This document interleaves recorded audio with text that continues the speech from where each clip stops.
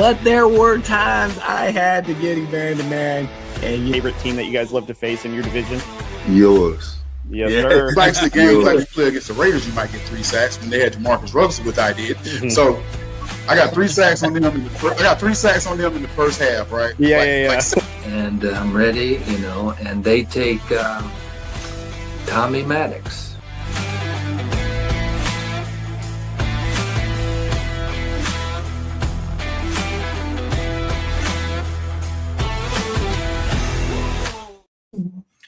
All right, everyone, welcome into another episode of West War Room Rivals, where rivals collide. We are coming to you live from the JBW Solutions studio.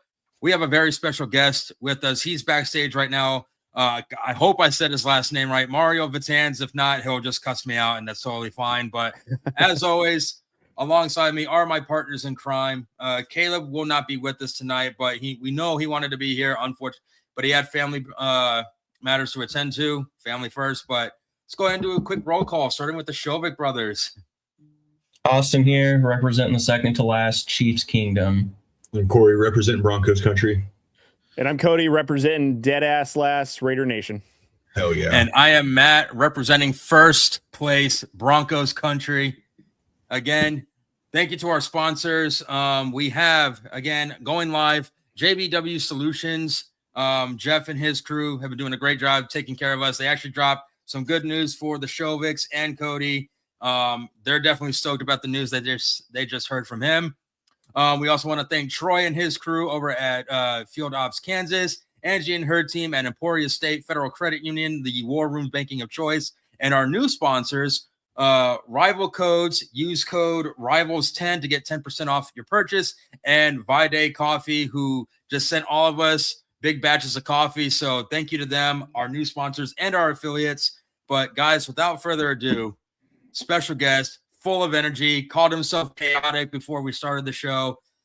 Help me welcome Mile High Mario from Altitude Adjustment.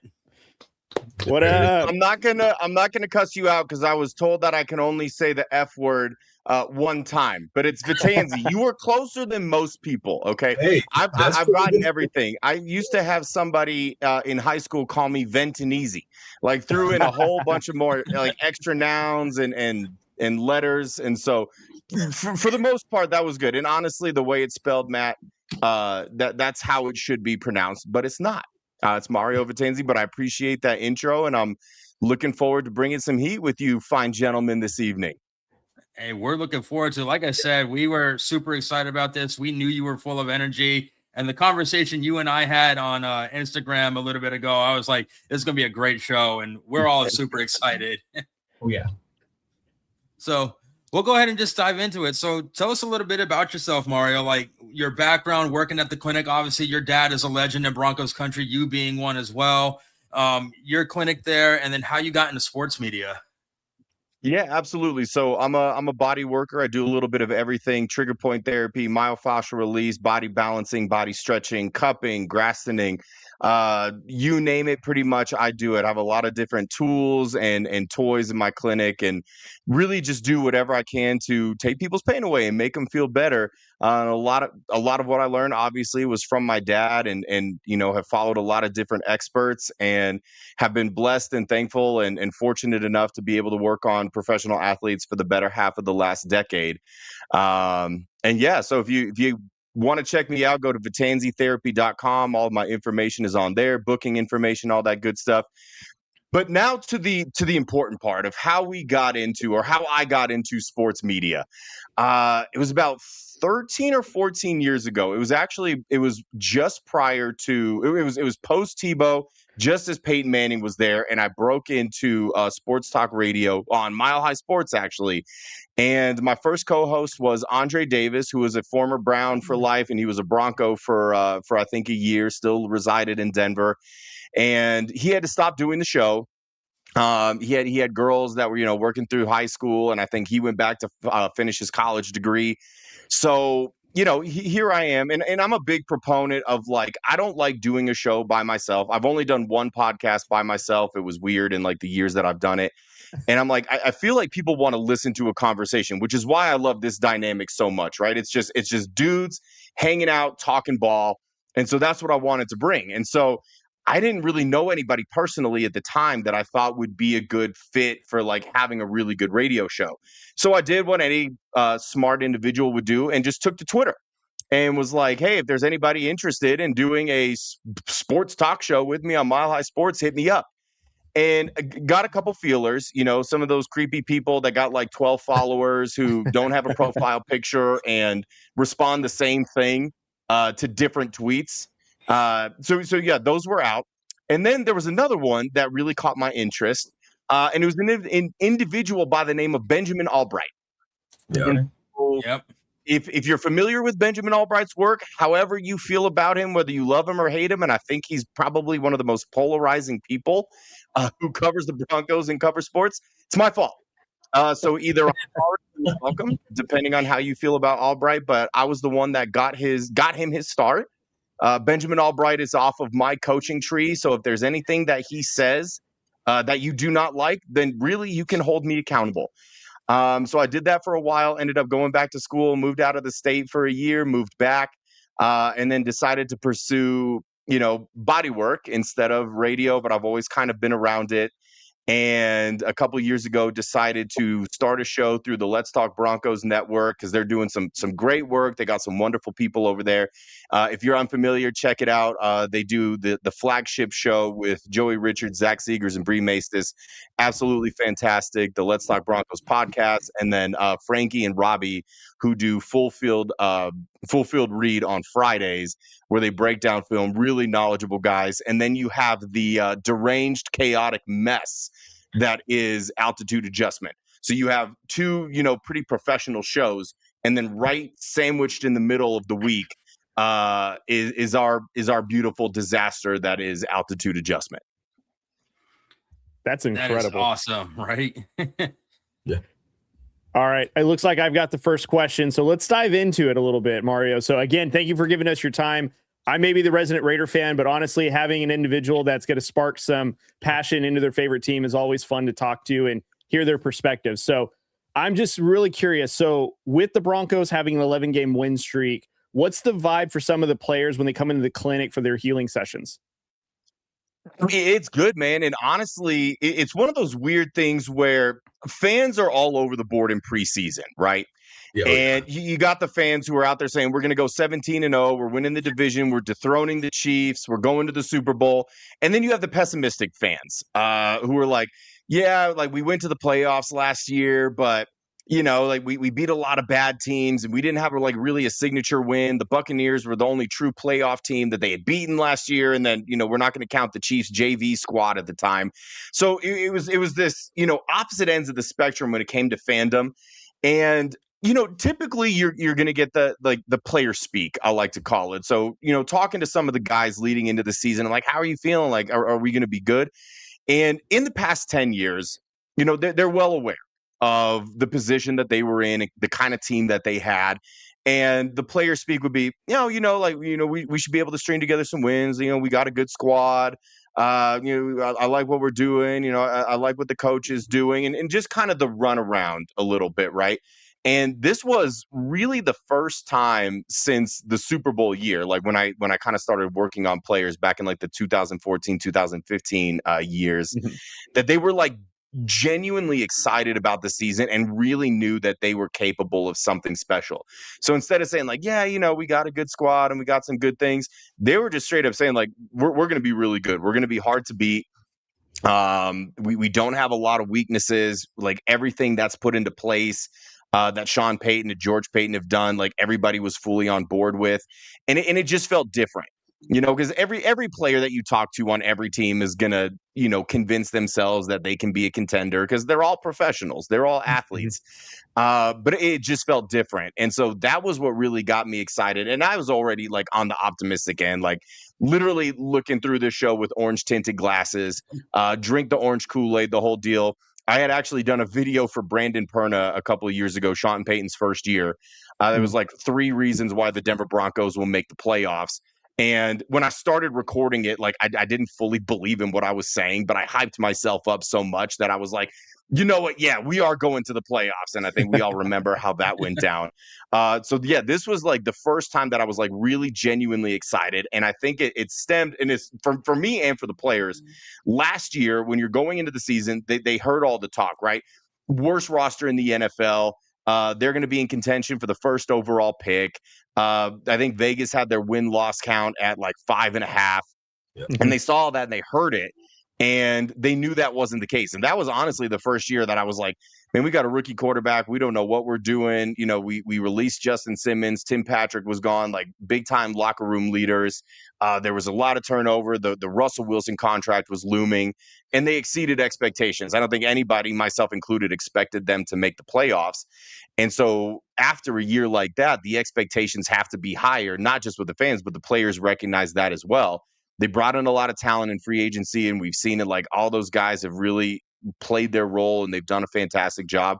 And they've all bought into what they are doing. So as it stands now, I mean, your spirits can't be higher as a player if you've won 11 straight games. Very true. Yeah, absolutely. You know, so when the Broncos are at their best, what do you think defines them culturally? Man, that's a really good question because this is such an obscure team, right? Like their identity is almost that they don't have an identity. Earlier in the season, when we were seeing Bo Nix struggle, and you know, we saw the national pundits and people saying that he's no good and he's not a starting caliber quarterback in the NFL, and his rookie year was a fluke, and you name it, it was said, right? And I think it just stemmed from, you know, a lot of these people considered Bo Nix a second-round quarterback. They didn't think he would go in the first round. They didn't think he would go as early as he did, myself included. Like, I studied the draft, and even when the Broncos took him, I'm like, okay. Like, it seems like a little bit of a stretch, but they need a quarterback. And, you know, and all he's done is prove them wrong. But as you look throughout the course of the season, like earlier in the year, defense is winning him games. I don't think anybody would argue that notion, right? Like, Bo Nix and the offense were doing just enough, but they were leading the league in punts through like week 12 or 13. And it was this anomaly where it's like, I don't know why this team keeps winning because they punt more than any other team. Their offense is very anemic at times. I think they had gone like the whole season until recently to score points on their opening drive. And it was just like they found a way to win. And they've won in so many different ways. Like they've had the blowout wins. They've had the, you know, it's close throughout the whole game and the defense holds them off and the offense just does just enough. We've seen the fourth quarter comebacks. And so I guess if I had to put a pin in it, it would be they just find a way to win. Sometimes it looks good. Sometimes it looks bad. But at the end of the day, the only thing that matters is the win-loss column. And thankfully, they've ended in the win way more often than the loss. Mm-hmm. Yeah, and we had Sly Williams on a couple weeks ago, and he was pretty high on this defense currently, and he loved, you know, he said it reminded them of that 2015 team. Now, he wasn't going to go into comparison on if that defense was better than the 2015, which we weren't going to ask him to do that. But for us, it's always ownership, GM, head coach. Broncos finally knocked this one out of the park. What are your thoughts on those three things? Well, it has to start with the top, right? And I don't think that it's a coincidence that when all the stuff with Pat Bowlen was going down, you know, after his tragic passing, and the team had absolutely no direction in terms of ownership, and we dealt with that for a long time. And I think it kind of trickled down into, you know, you had a lack of funds, you had a lack of leadership, you had no direction of where the franchise was going. And damn, man, like, did they get lucky to have the Walton Penner Group buy them out? And it was one of those situations at first where, like, are they football people? Are they just going to come in? Is it one of these things where they have so much money that why not buy an NFL franchise? Because what the hell else are you going to do with tens of billions of dollars? Like, yeah, you might as well buy a sports team that happens to be for sale. But man, they locked in, and they have really put their fingerprints all over this team. They were adamant about bringing in Sean Payton. Funny thing about that, they were adamant about bringing in Harbaugh. And they tried repeatedly to bring in Harbaugh to the point where some of the other candidates that they were considering dropped out because they made a late push for Harbaugh. He decided to stay at Michigan, won a natty. And so the reports that Sean Payton was technically their third choice, I know it's argued a little bit, but as far as I understand it, that was the case. But if that is the case, I think that speaks volumes to the ownership of having a plan in place like that where someone as revered as Sean Payton is technically your third choice, and it's played out perfectly. And then there was a lot of discussion about how would Sean Payton and George Payton interact? Would Sean Payton want to have full control? Is he going to fire George Payton just so that he can have more control and more say of what's going on? And I think what's really tied this all together is their relationship. I think Sean has allowed George Payton to really make his moves and do his work in the draft. And he's an excellent scouter. They've done a fantastic job really since George Payton took over the scouting and the draft. Like, everybody's going to have hits. Everybody's going to have misses. But for the most part with this Broncos team, George Payton is all over it, and his picks, your Patrick Surtain, Nick Bonito, Jonathan Cooper, obviously Bo Nix was a little bit of him and Sean Payton. And that's just so imperative to like building a team, especially when you're hamstrung by this Russell Wilson contract. You have to do well in the draft. And when you go out and you get free agents, and that's kind of like a George Payton, Sean Payton collaboration, they've really hit on damn near every free agent they've brought in. And the ones that maybe haven't worked out the way that they wanted, they didn't break the bank for. And so as an extension of that, when you're handing out these free agent contracts, then you also have to consider with these guys that you're drafted, like when you're drafting well, it's a double-edged sword because you're bringing in good players, and that's fantastic. But then when they're playing really well, a la Patrick Surtain, a la Nick Bonito, Jonathan Cooper, Quinn Miners, all of these guys that got these big extensions, they extended them at the right time. They didn't pull a Jerry Jones and sit with their thumb up their asses and think that they could negotiate like it was 1993. They got it in a room and they got it done. And really, I think if you look at all of these contracts, they underpaid compared to the value that those players bring. And that's just everything working in the front office perfectly. Oh, and by the way, it helps to have the richest owners in the league where they just, operate with monopoly money. But you have to be smart about you can't just throw money out at anything and hope that it sticks. And so everything that they've done, or almost everything that they've done, has been calculated. It has been pragmatic, and it's all worked out incredibly well. And so, yeah, top to bottom, it feels really good. Now, what'll be interesting is if guys like Vance Joseph, the defensive coordinator, if he ends up getting plucked for a head coaching job, or if Davis Webb, who's the revered quarterback coach, if he gets an upgrade to an offensive coordinator, hell, maybe even a head coach position, I'm not sure. How is that continuity going to kind of correct itself? Because VJ has been such an important part of the defense and the success of the defense, and Davis Webb has been an integral part of Bo Nix's success. And so it'll be interesting to see if they lose some of these names, if they're able to continue this run that they're on. Yeah, it's kind of awesome you mentioned the contracts, because on the flip side of that, we've talked about a couple times how the Bengals have really ruined their roster because they wait too long and they've lost a lot of good talent. So you show on the flip side of that in Denver, I think goes to show how you can keep a lot of important pieces in place. So I thought that was a pretty cool comparison. On to the next one. What's the one thing about this Broncos team that gives you real optimism and just really excitement moving forward? I kind of alluded to it earlier, but I think it's the fact that they have won games in so many different ways, right? Yeah. Like Cody, no offense, obviously everybody was really upset that they only beat the Raiders 10-7 in a Thursday night game. And it's like, surface level, yeah. Should they have won by more? Sure. Bo Nix had a bad game. Like, the offense was stagnant, but the defense was great, right? And it's like, it doesn't matter if you win ugly, because like I said, the only thing that matters at the end of the year is your win-loss record. And what I've said on my show, and I'll kind of repeat here, is, when they're in the playoffs, like if God willing, they end up with the number 1 seed and they go on a little bit of a playoff run and they make this a really memorable season, fans aren't going to look back and say, well, yeah, like they're the number 1 seed, but remember the time that they almost lost to the Raiders, and the time they almost lost to the Giants, and the time that they almost lost to the Jets, and they probably should have lost all of those games? No, nobody is going to think that, because then if we go back to the 2015 team, they were winning games really the same way. The defense carried them. The offense was good enough, and it was explosive when it needed to be, and they won the Super Bowl. And people don't look back at that season and say, yeah, Peyton Manning ended his career with a Super Bowl and Von Miller was the MVP and that was great. But man, remember when it took overtime against Cleveland to beat the Browns? No, not a single person brings that up. Hell, people don't even bring up the fact that Brock Osweiler had to win 4 games for them. It's like he's been completely erased from that 2015 lore because at the end of the day, people don't care how you get to the pot of gold. You just got to beat the leprechaun there. Yeah. Yep. Yeah. I love that. That's awesome.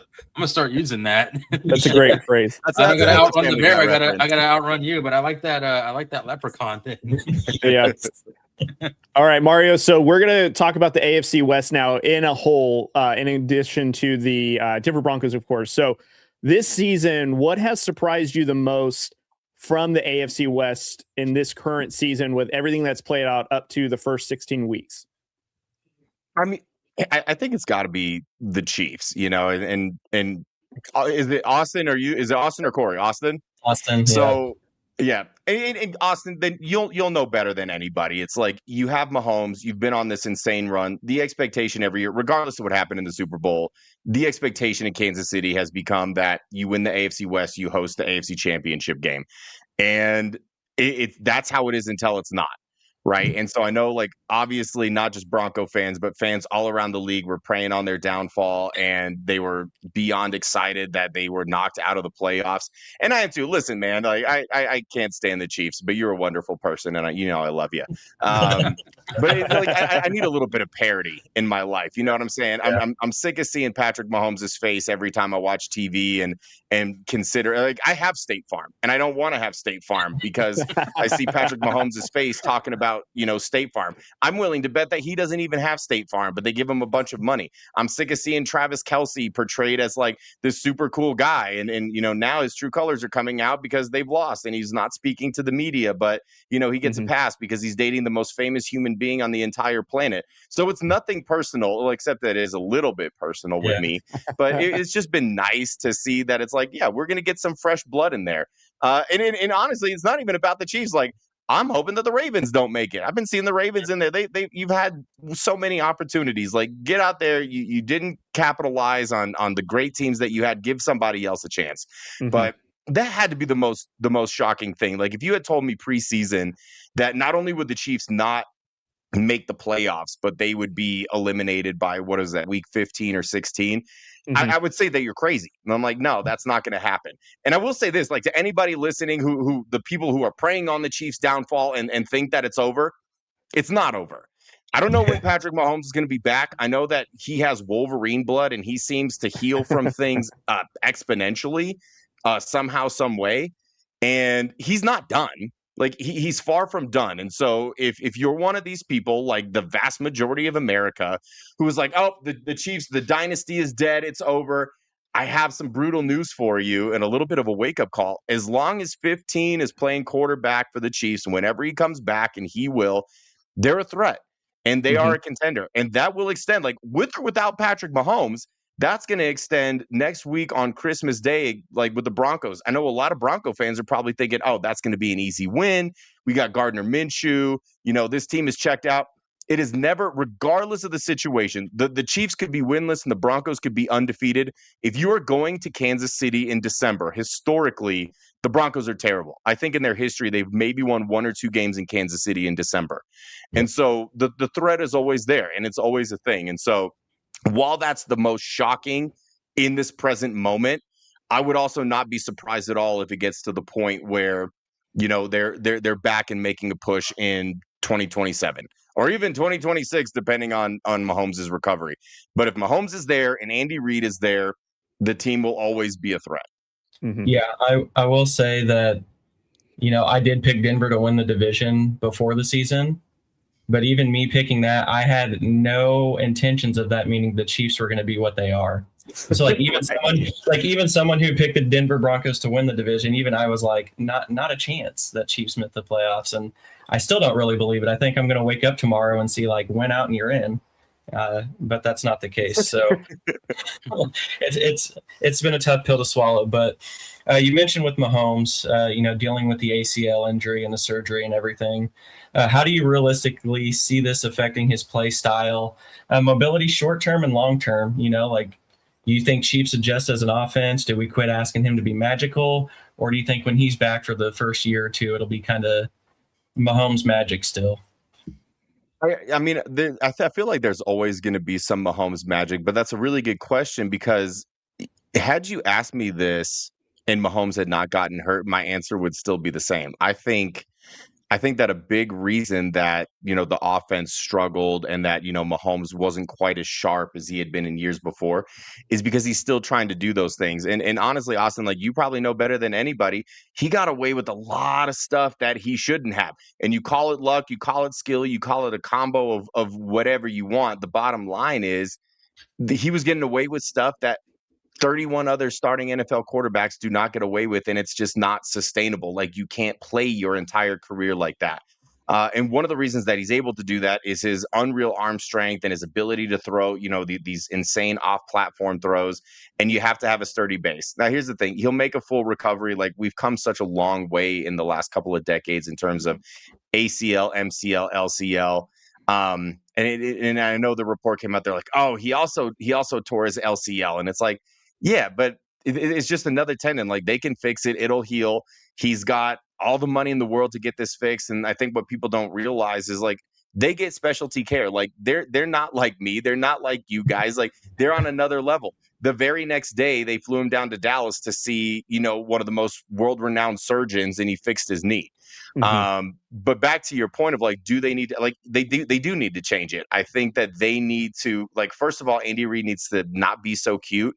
Again, something that he got away with a lot when you have your prime Tyreek Hill in there, you have prime Kareem Hunt, and you have a good enough offensive line, and then you have prime Travis Kelce. They don't have that squad anymore, and so you kind of have to acclimate to the players around him. I think they need to do a better job of keeping him in the pocket. Because when he's upright, it's like that's really when he's at his best. I know he makes these incredible plays outside the pocket and on the run, but you can't structure an offense around that. And then it's like we've seen it's not sustainable. And granted, it took a little bit longer for the reality to kind of rear its ugly head with that offense, but it was inevitable. Like you can't keep running an offense like that where you're basically drawing up plays in the dirt. And you'll have an occasional, big time shot and in a big time throw where he buys enough time and he chucks it down and somebody's just running around wide open. But again, you can't structure your offense like that. And they've got to have a run game.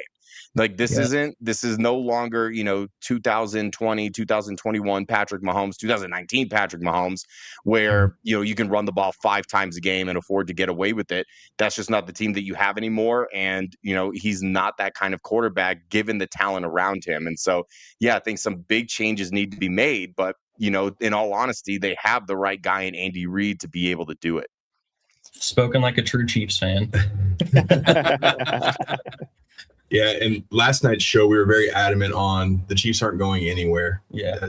They'll be fine. They have as much as I would love to believe that they are cooked and we will never see them again and that they're going to go another 50 years like they did previously without winning anything. Yeah, that would be great, but it's not grounded in reality. And so with that being said, minus the Raiders, the Chiefs, Broncos, and Chargers are obviously kind of set up for the future with how they're playing right now because the Raiders are obviously getting ready to do another overhaul of their franchise. But the Chiefs, Chargers, and Broncos are here to stay. How do you see this division kind of shaping up over the next couple of seasons? Yeah, listen, man. Cody, first of all, somebody in the Raiders front office needs to get right with God. Okay. I don't know what the hell they're thinking.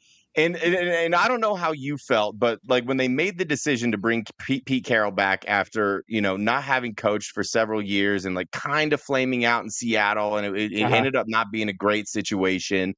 And then like not only that, but you're basically deciding between Sam Darnold and Geno Smith, and you go with Geno Smith. And then there was a report that you could have traded for Matt Stafford, and they were like, no, we don't want to do that.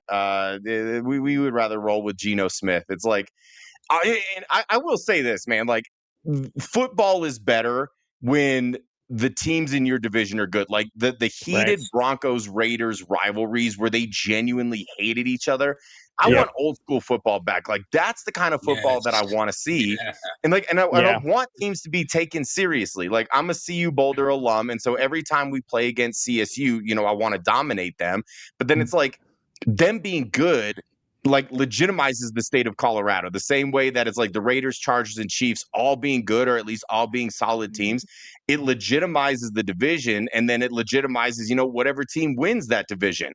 So like Austin, like sure, the Chiefs won a whole bunch of AFC West championships, but all the other teams were garbage. So really you're just putting an asterisk next to every single year because it was a one horse race. You can't even really count them. They're not even legit title. You're right. They're not real. Beat anybody good. They're totally fake. So I mean, with the rest of the team, and it's honestly with the Raiders, it'll start with ownership. The way that it has with the Broncos, the Chiefs, I think, have the second richest owner. The Chargers ownership, I think it's gotten a little bit better because they had the misconception that they didn't like to spend money, and it seems like they were changing that a little bit, and they were getting there on the right path. And so that's where it has to start. Like Al Davis's weird bowl cut having ass son like needs to hand the reins over. I don't know if he needs to bring in partners. Maybe having Tom Brady in there will help, but sometimes when you bring in like a legendary player, it's almost a detriment to the team because he's out there like, why can't they just do what I do? We saw it when Michael Jordan tried to have ownership, I think, in the Washington Wizards and the Bobcats, and the Wizards, and they were terrible because it's Michael Jordan. It's like, well, you can't compare to that. So it'll be interesting to see how that happens. But like we've seen it in Denver, man. You hit on a quarterback, and everything changes. We saw it in LA with the Chargers. We saw it in Kansas City. Well, of course, I mean, the Chiefs already had the number one offense, and then you plug in Mahomes, but obviously it took them to the next level. So every other team in the division, like they have experience with this. And so, for the Raiders to get to that point, somehow, some way, they're going to have to hit on the quarterback position. And then the way that the Chiefs are set up, it's going to be really interesting to see what they do. I saw a post from one of these goofy football pages that was like, oh, could Aaron Rodgers sign a 1-year contract in Kansas City? And would Travis Kelce stick around one more year to play with Aaron Rodgers? And it's like, here's the only predicament with that. If Patrick Mahomes gets cleared at any point during the 2026 season, and again, I think there's a decent chance that he could be, even if it's at the end of the season. Let's say the Chiefs are in the thick of it, right? Let's say they're in the hunt, or like they're even like in a wild card spot. They're with Aaron Rodgers, and now Patrick Mahomes is healthy. What do? Who's going to Aaron Rodgers and telling him that he's benched? And we saw it in New York. Like if Aaron Rodgers doesn't get his way, he will implode the entire organization. Yes. So for me, I would love for the Chiefs to bring in Aaron Rodgers for him to potentially implode that entire organization. But yeah, I mean, again, like with the Chiefs, like as long as you got Mahomes, you can build around the quarterback. And the Chargers are in a really interesting position. And, I know there's not a Chargers guy here this evening. I mean, honestly, they don't have any fans, so it's pretty incredible that you guys were able to find an individual like to do a show. That had to be a monumental task. And honestly, like to a certain extent, I do feel a little bit bad for the Chargers because really they don't get a true home game pretty much all season. Like I went to the game in LA, the Broncos-Chargers game, and it was a damn near 50-50 split, which is just absolutely insane if you think about. And honestly, like I have a soft spot in my heart for the Chargers because my cousin is their special teams coordinator.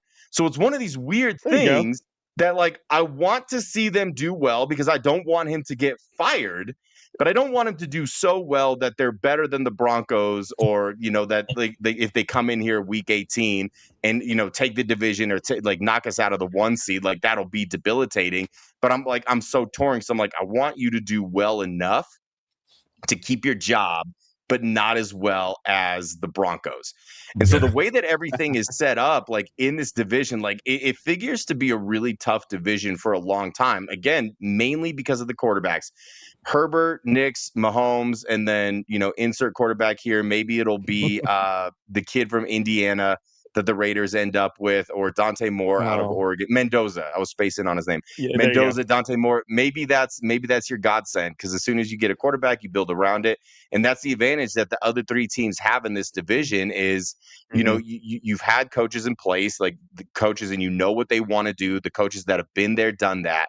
And then they have a certain way of doing things and running those organizations. But as long as you have the quarterback, like, you have a jumping off point. And it's the nice thing is we'll go into another offseason now, not having to worry about quarterbacks like we had to do there for a while. So Cody, good luck. Hopefully you get some good film on some shooting. I just want to make darkest before the dawn. Okay, it's been dark, Mario. It's been dark for quite years. A few years, man. They are a black hole. How much darker could it get for Raider Nation? Yeah, It's starting to feel like solitude confinement right about now. So, Cody, remember what Coach Vermeil said? Fertilizer for the future. I know. Yeah. No, and but I do want to say, sometimes there's dirt that you just can't grow on. So that's true. I do want to say, at least Chargers have one hell of a special teams unit, though. No matter how good or bad that team is, that special teams, they're rocking. Old Dicker the kicker, Darius. You know what they're the best at? Social media.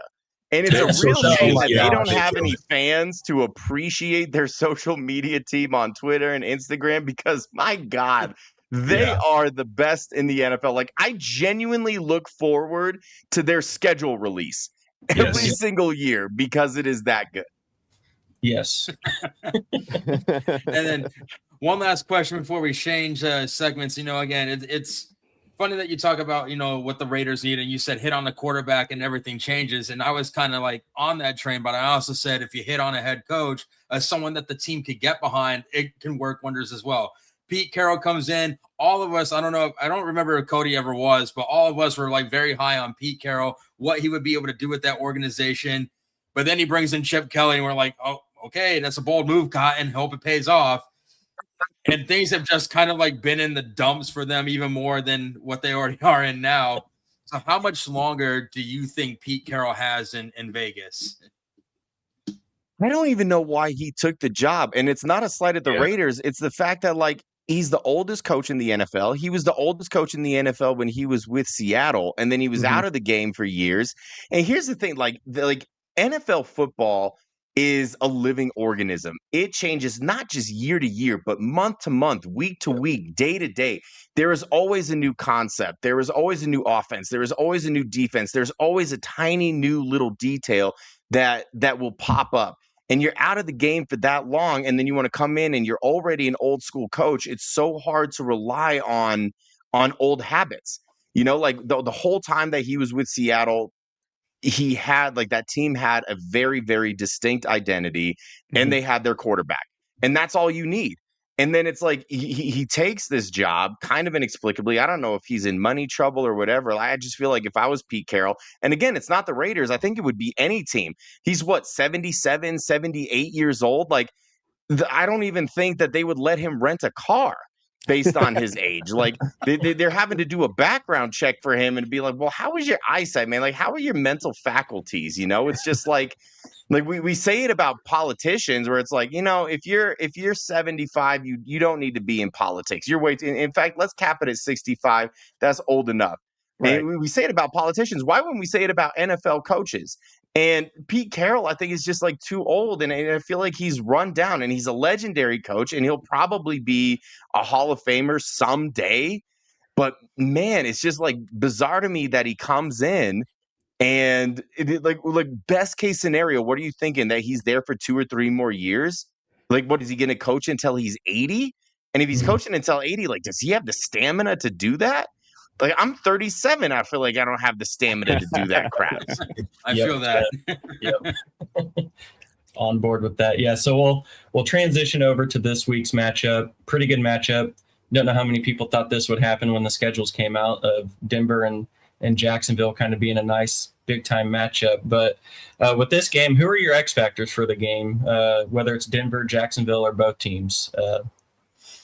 I mean, the X factor in Jacksonville, I mean, I think it's going to be obvious, but it's Trevor Lawrence. You're talking about a guy who's the first overall pick. He was considered one of the best talents coming out of college at the quarterback position. One of the really rare, like, definitive, no doubt, no brain first overall picks.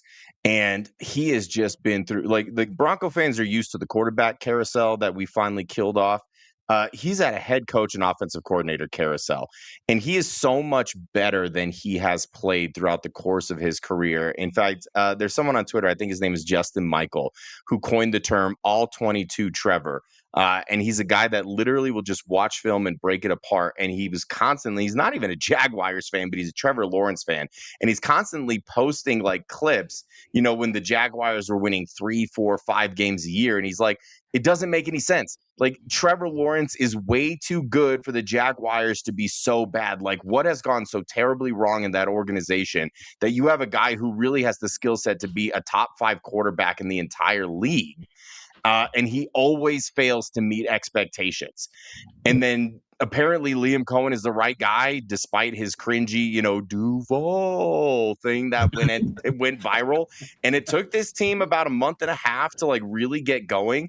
But man, if there's a team that is like playing as good a football as the Broncos right now, it's the Jacksonville Jaguars. So even though it's not like really an under the radar thing, Trevor Lawrence is like finally coming into his own. He's finally has receivers that aren't dropping passes. They bring in Jacoby Myers. He was immediately effective. Really upset that the Raiders sent him there instead of like giving him to Denver. But I understand why they wouldn't. And then, like, honestly, like, just their defense as a whole, like, I'm a really big Devin Lloyd fan. I thought that he early on in the season was like a defensive player of the year candidate. But a guy that doesn't get talked about enough, and I think someone that'll play a really pivotal role in this game as the Broncos are like still kind of trying to find their run game, still trying to involve the tight ends, getting Evan Ingram like remotely involved in the game. And then on the Broncos side of the ball, gosh, I mean, you could go in so many different directions, but a name that I'm going to throw out is Pat Bryant. Obviously, he missed last week. Nothing serious. It was precautionary just to make sure that his hamstring was at 100%. But a trend that we started to see between Pat Bryant and Troy Franklin the 3 games before Pat Bryant got hurt, he was actually out-snapping Troy Franklin, who I think is tied with Courtland Sutton with the touchdown lead. I think like he and Courtland Sutton are kind of neck and neck with yards and receptions. But we've seen as Bronco fans, like Franklin has had some big drops and he's kind of had some lapses in concentration. And so the trend that we were seeing is that Pat Bryant was getting more targets and he was getting more looks as he's progressing. And so I think he's kind of like a dark horse candidate to break out because it's like you're game planning for this Denver Broncos offense. And Sean Payton is an all-world planner, right? Does he need to hand over play calling duties and not change out personnel so much? Like, yeah, that's a conversation that you could certainly have because you want to find a rhythm. But very few offensive coaches are like scheming better offensive game plans than Sean Payton. And so when you're a defense, you're like, all right, well, Courtland Sutton's the main guy that we have to stop. We have to keep an eye on Troy Franklin. Every time Marvin Mims is on the field, we have to be aware of him. We have to keep an eye on RJ Harvey coming out of the backfield. Evan Ingram is still a dude. Like, we have to make sure that he's not going to kill us because he could pop at any moment. And so Pat Bryant has kind of become like that under the radar guy that like you're not necessarily game planning for. And it would just be the most Sean Payton thing ever to basically be like kind of hiding him and stashing him for the first 2/3 of the season. Then all of a sudden he's exploding during this playoff push and like into the playoffs. And so I would say Pat Bryant is definitely a name to look out for. And you kind of mentioned about the offensive game plan. So I'm going to kind of pivot off this question a little bit just to get your thoughts. So you look back at the Washington game a couple weeks ago, that's kind of when the offense really started clicking for a full game. Bo was in rhythm. His footwork was actually like he's setting his feet, ripping the ball. What do you think started to click for Bo here the last few weeks? I don't even know if it's one big thing, but something that I said on Altitude Adjustment last night was you just got to give him time. We live in a world of instant gratification, and you expect dudes to be good immediately. And I think, the discourse around Bo, it's like he was the second best rookie quarterback last season behind Jaden Daniels. I don't think there's anyone that can rationally say that Bo had a better year than Jaden because he didn't. And that's okay because Jaden had an unbelievable year. And so I think people looked at that and they were like, yeah, Bo was good, but he wasn't that good. And you kind of look back at the track record of, you don't see a lot of quarterbacks that pop immediately. Josh Allen didn't really become Josh Allen until year 3. Lamar Jackson did become Lamar Jackson until, year 2 or 3, or maybe even later. Mahomes didn't play his rookie year and then obviously popped his second year. And I think it's just a matter of time. Like Sean Payton's system is really confusing. It's convoluted. It is dense. And that was the main reason that they liked Bo so much, is because of his brain and what he had going on between the ears, and that he was picking up what he was putting down. And that it's like everything from like footwork and reading defenses and going through your progressions, that all comes with time and with experience. You're just not going to see that a guy that like immediately gets it, like maybe once a decade, where it's just clicking immediately. Like we did see it a little bit with Justin Herbert when he came in, when Tyrod Taylor got hurt. We did see it a little bit with Joe Burrow, his rookie year, he popped. But again, like, that is so few and far between. If you look at all of the first round quarterbacks that get drafted, and this has become a chronic problem in the NFL. It's the reason that a Baker Mayfield is on his fourth team and he's a stud quarterback. It's a reason that a Geno Smith, didn't really catch on until he went to Seattle and he had some really good years there. It's the reason that a Sam Darnold can bounce around. And then now, like last season when he was in Minnesota, he was legit MVP candidate. And these teams are like so desperate for immediate success that they refuse to give quarterbacks time to develop, and they refuse to bring people in who will actually nurture in that development. And Daniel Jones, again, we saw it this year. Daniel Jones had like 1 or 2 good years with New York. They cut ties with him because they didn't think that he was worth the money or whatever. And until the unfortunate injury, like, he was having a fantastic year. And so it's all about patience. And I think that Broncos fans should be ecstatic that Bo has come come so far, because that was the big knock. It's like his footwork is sloppy. He relies on his legs a little bit too much. He bails out of the clean pocket a little bit too much.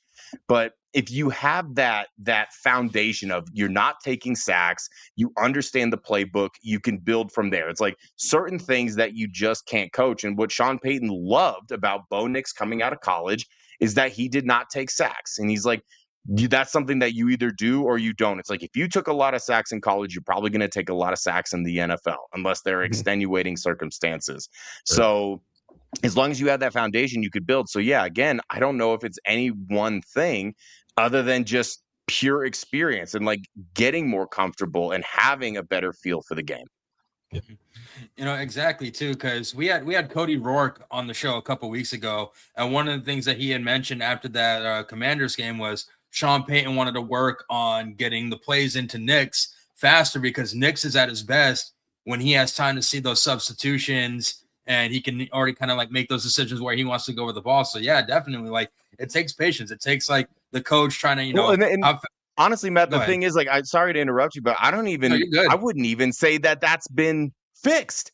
The Broncos had to call a timeout early in the first half against the Packers, and Bo Nix is like visibly upset at Sean Payton on the sideline. And so, not to disagree, but it's like, I wouldn't say that's necessarily had any impact on like the success of that offense, because every single week, man, like, we see the call is coming in late. And that's why I had mentioned earlier, put that little nugget in of like, yeah, he's a great schemer. Do they need to turn the play calling over to someone else that's like, definitive and getting the plays in and knows the flow of the game and wants to do things a certain way?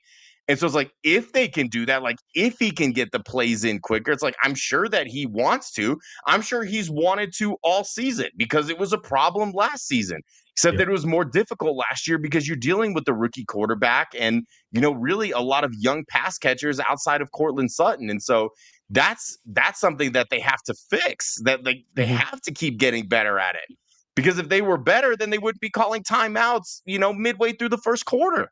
Right. Yeah, that's where I was going, but thank you for clearing that up. And more. Sorry, man. You're good. It sounds better coming from you than him anyway. So yeah, exactly. People know you. Nobody knows me, but hey, at least it's better than the fans counting down the play clock for you. But I was at that game. I was at that game, and I've never been more embarrassed to be at a Broncos game that they won. And that was kind of when it sunk in with me. I was like, ooh, this might be a long season.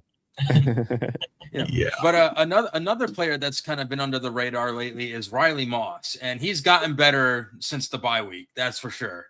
And last week that bogus PI call on him, but I thought he's been performing well since the bye week. So do you think Jacksonville, knowing that he's actually gotten better since then, do you think Jacksonville is still going to target him a lot, or are they going to try and play a little 100%. conservative? 100%. And it's nothing against Riley, but like he's on the opposite side of the best cornerback in the NFL. And I will not hear an argument for anyone else. Austin, don't come at me with McDuffie, okay? Because doesn't. No, McDuffie's he's great. a Surtain stan as well. Yeah. Okay, good. McDuffie is top 5, but like Patrick Surtain is in a league all his own. So you could have Sauce Gardner opposite of him. You could have McDuffie. You could have Gonzalez. You could have freaking the kid from Houston that's been balling out. Stingley. They are going to stay away. Yeah, Stingley, thank you. They are going to stay away from Patrick Surtain. Yeah. And yeah, Riley Moss has been fantastic, but now it has become commonplace to throw flags on Riley Moss. And that's just something that Bronco fans are going to have to accept. I've heard someone call it pale interference instead of pass interference. Patrick Surtain even said on his podcast that he thought that they were, kind of discriminating against Riley Moss a little bit because, a white boy shouldn't have motion like that. And I think that's just something that the Bronco fans are going to have to accept and realize that that's something that teams are going to exploit. We saw the Chiefs do it. Like they got, I think, damn near 90 yards on 2 plays because of 2 Riley Moss penalties, one of which was a penalty, one of which was not, but it doesn't matter because it was called. And that has become a game plan of like how you attack this Broncos defense. And because the defense has been so good, and because the pass rush has been so good, and because VJ has been so good, you have to try to attack any sort of weakness that you can go after.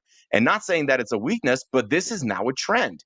We see it almost every week that there is an egregious pass interference or defensive holding or illegal contact called against Riley Moss. And that's just what happens. But the best thing about Riley Moss and what makes him so good and what I think makes him really special is the fact that he has a short-term memory. It would be so easy for a corner in his position to completely implode, deflate, and not rise up to the moment. He is on to the next play almost immediately. And then he can talk about it after the game. And the Broncos saw a guy in Mathis a couple of years ago who really was more talented than Riley Moss and should have been a better cornerback. And the biggest difference was the mindset. As soon as Mathis would get targeted and he was getting these PI calls, he would shrink. He wouldn't rise to the moment. And it's why he's, I think on Tennessee's practice squad or something like that. And Riley Moss is the number 2 cornerback on one of the best defenses in the NFL. And so the short-term memory is what makes Riley so good at what he does because he has the ability and the capability. And I'd actually asked Pat Surtain about this. Like, what do you think it is? Like, what can he do differently?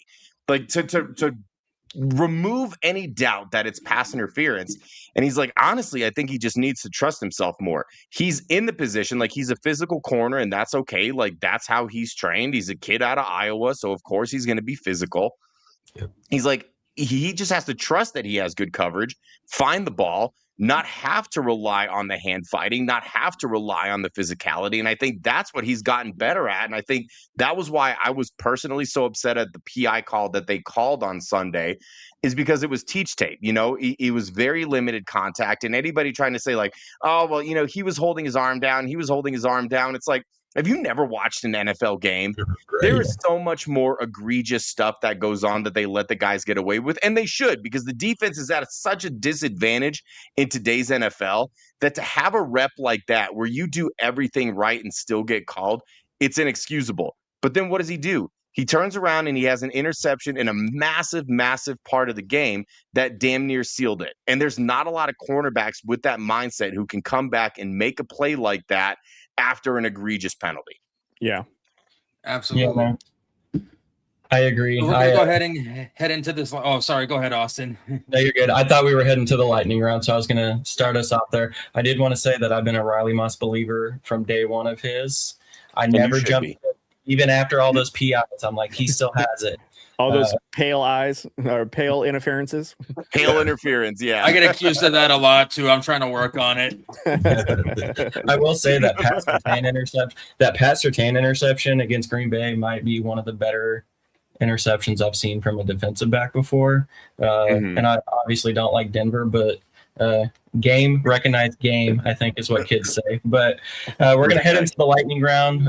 Just quick, simple answers, hopefully. But We're going to start out with what's one prediction from your media career that actually came true, if you remember one off the top of your mind. Oh my gosh, man. Many. The beginning of the 2024 season, when Patrick and I were doing like a season preview, we said this Broncos team is going to win 10 or 11 games. And that was probably the one that we felt most proud about because nobody gave him a chance, And it was, again, looking at life through orange tinted glasses and drinking the orange Kool-Aid a little bit. And then they just kind of kept winning games. And I was like, shit, they might do it. So I think that's the one that I was most proud of. The one that that I really got wrong, though, because I think these are always better. I was so sure that Paxton Lynch was going to be a stud. I couldn't believe that he fell to the end of the first round. I was so hyped that the Broncos traded up and basically leapfrogged the Cowboys and the Chiefs, who were both going to draft him, by the way. And they snatched Paxton Lynch right out from under them. And then I had also predicted years and years ago that Colin Kaepernick, post Super Bowl, would sign with the Broncos, which John Elway actually did offer him a contract, and apparently it wasn't enough. Yeah. So you've been pretty fortunate with your job and what you're doing with your career. Who's a favorite Bronco player that you worked with? Man, there's so many because really at the end of the day, like they're just good people. Like they're just guys like us. But the one that's always stood out is Justin Simmons. He was a 3-time Walter Payton Man of the Year candidate for an absolute reason. And that's exactly how he is. Like the way that Justin was and the way that he acted, it was very real. It was very genuine. Like great human being, great person. Can't say enough good things about him. Like every once in a while, I'll get a guy like come into the clinic, or I'll have to go make a house call or whatever. That I'm kind of like just dreading a little bit because I know I'm not going to get a lot out of him. But I've had so many like really deep, tangible conversations with Justin Simmons, and he's just like as good of a person that you'd want to meet. And we had Garrett Bowles on a couple of weeks ago, and he was talking about his initiative. So seeing those guys vulnerable and talking life instead of, football, because we know it's more than that. It was really fun to see Garrett kind of get out of his shell and talk about something that, he's super passionate about. So thank you for sharing that about Justin as well. And Garrett's fantastic too. I mean, from where he started to where he's at now is nothing short of a miracle, and just like a testament to the human spirit and perseverance. Yeah. Oh, yeah. All right, Mario, best team culture moment you experienced while being in Denver. Team culture moment, man. I kind of want to give a serious answer, but I think I'm going to go in a different direction and say the Von Miller Halloween parties. I mean, those things were legendary up until the point where, 2 players, Brandon Marshall and Emmanuel Sanders, dressed up as cocaine-related characters, and then for some reason the media kind of ran with that. They called it a cocaine-themed party. And it ultimately got shut down after that. But like Vaughn would have it at his house, and then I think he rented out the Gothic Theater in downtown Denver, and it was one of those funny things where like everybody was involved and everybody went. And then like not only the cocaine thing, because I think that was also the same year that Chad Kelly, I think he popped a Molly and ended up in some random person's living room, and they attacked him with a vacuum, and he's dressed as Woody. I mean, yeah, it kind of fell off after that, but the culture that it brought prior to that whole incident was really fantastic. That's so cool. Sounds like Denver's the spot to be, man. But and just to wrap it up, last question: what's one word you would use to describe your media journey? Bizarre. Yeah, just really bizarre. Like I almost don't even want to consider myself a member of the media, and it's so funny to me to think back like 15 years ago, like that. Like my goal was to get on radio, and that was what I wanted to do. And before I was even on radio, I was a few years early to like the whole podcast scene. Like now there's so many podcasts. I mean, I've made several jokes on Twitter about it's like we got too many Broncos podcasts. Like I love you all. for different reasons, but there's just so many, and the market is so saturated. Says the guy with the Broncos podcast. I understand the irony of it, but it's like I had the opportunity, when Ryan Edwards and Benjamin Albright did Broncos Country tonight, they moved Ryan Edwards to the afternoons with Dave Logan. And Ben had reached out to me and was like, hey, you're on the short list. There's 3 or 4 people that they're considering to, come in full time. And, you're at the top of my list. And it's just, it's such this bizarre thing. Cause I'm like, Ben, I'm at my office 8 to 5:30 pretty much every single day. I have 2 small children. Like I would have to go straight from the office to the studio 5 nights a week, not get home until 10:30. I was like, I love this. And once upon a time, this would have been a dream come true, but it's just not feasible, and like we got to put family first. And so just like the path that it's taken from, I started doing a podcast and I had a website. It was the Sports Pyramid, which was weird, and I don't even know where I kind of came from, but I had my own logo and the whole thing, and I would write articles and I would do podcasts, had a lot of really cool guests, really in large parts of my dad, like just any player that came in to get treated, I'd be like, hey, you want to do a podcast? And swear to God, some of them were like, what's a podcast? What is that? This is how early into like the podcast scene that we were. And then to go from that to like really doing absolutely nothing. And then, like kind of made my way back into it. And, here and there would be asked to go on different podcasts and, kind of like reignited my love for it because I just genuinely enjoy this so much. Like anybody that would ever want to ask me, like thinks that I'm remotely important enough or values my opinion, like to the nth degree. Like I love to jump on and just like talk ball, whether it's Broncos or anything else. Like I genuinely really like it and got back into it. And I held off for years and was asked by like a lot of different, like podcast companies or whatever you would call them, to like do a show. Like, hey, we want you to do a show. We'll put you on our network. And it just like turned a lot down. Timing wasn't right. Again, I didn't want to do a show with just myself. And then everything worked out perfectly with Patrick Quixote, who's one of my closest friends. And we have such a fun time. And it's just 2 guys talking ball. And so, yeah, bizarre is definitely the word that I would use because it has been a complicated tapestry of a path. That's an incredible story about your journey, man. Thank you for sharing that. Yeah. Thanks for asking. Of course. And, again, Mario, that is all the time we have for today. But thank you so much. We truly had a great time. We hope you enjoyed your time as well. I had a blast, and I thank you so much for bringing me on, fellas. I love your work. I love what you're doing. And even though there are too many Broncos podcasts, there's only one podcast that I'm aware of that's like this. And so you guys you're doing it right. You have 2 Bronco fans and 1 fan of everybody else. That's another thing in the positive. You were able to find a Chargers fan to be on the show like that. Again, that's really good. And so keep up the good work. I've tuned in every so often to catch you guys. You guys do a really good job. You get good guests, and hopefully, I crack somewhere into like the top 10 of guests that you've had on here. Yeah. You're incredible, Mario. Can't wait for you to come back in the off season, playoff time, maybe. So yeah, hopefully talk Super Bowl win. Yeah, hopefully talk a Super Bowl win. I will absolutely come on to talk a Super Bowl win. I'm gonna be doing my own little radio row of that shit. Yes, sir. Mario, before you guys we gonna let have you to go, introduce me, be like, oh, and surprise, making his 18th podcast appearance in the last 5 days, Mario Vetanze to talk about the Broncos. At this point, he is a co-host. At this point, yeah, that'd be so cool. Mario, before we let you go tell our viewers, our listeners, where we can find you. Like all your socials, where can we find you?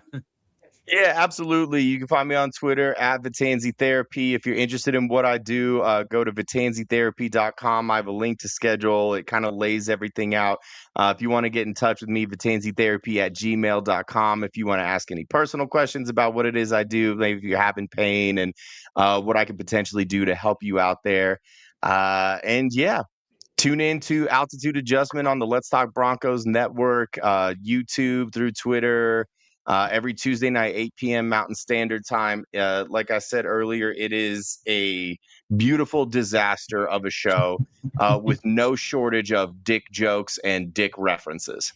Hell yeah. Big fan. We have a Sounds like segment called Fill That Hole. So that should tell you everything you need to know about our show. Sounds like a Joe Buck and Troy Aikman broadcast. Absolutely. Omaha Productions. It would be like Joe Buck and Troy Aikman both popped a couple mollies and went out and tried to talk Broncos. Yeah. But I don't work molly. That's just how I normally am. You know, we turn the dial up to 11 when the sunglasses go on and the microphone's here. That's all it is. No drugs, kids. Say no to drugs. That's right. Yeah. That's awesome. We do have a Matt's MILF report on our show. So I have a MILF report. a little bit. And Quentin Jammer actually thought I was talking about actual MILFs, but really it's Matt's intel on league face-offs. But Quentin Jammer thought it was like an actual MILF report, and he was so disappointed. Finding out that he played games hammered drunk, I expect nothing less from Quentin Jammer. Did you guys see that report? He said there were multiple games that he was just sloshed. Yeah. And I'm like, he told us that his pregame would be to take a shot or two to calm his nerves. So yeah. Yep. Yep. But again, Mario, thank you so much for your time. We're going to go ahead and land the plane. Before we do that, again, big shout out to our sponsors. We are coming to you live from the JBW Solutions studio. Jeff and his crew have been taking care of us for quite some time now. So thank you so much for that. Emporia State Federal Credit Union, Angie and her team are the banking of choice for the War Room. Troy from Field Ops, Kansas. Make sure you contact him for all your field marking needs. Rival codes, use code RIVAL10 to get 10% off your purchase. They take two teams' rival area codes and they put them on a shirt. It actually looks pretty sick. You guys can go to their website and check them out. Vide Coffee, they just joined us as well. Sent the whole team big things of coffee. So I can't wait to try that. Our affiliates and growing his luscious beard, thanks to Beard Club. You can check them out as well. And we also have Shank It Golf. So if you're trying to work on, hey, look, Mario's got one too. I'm growing mine out. I'm on vacation. It's nothing like Austin. I might need a few years in that beard solution to get anywhere near Austin's Beard Club level, will set you right. Beard Club will set you right up. And last but not least, Shank It Golf. If you were trying to work on your golf game like the Shovik brothers, check them out as well. Proud partners with us. And I think that's it. Unless I'm missing something. Nope. All right, cool. Again, guys, thanks for tuning in. Mario, thank you for your time. We're out of here.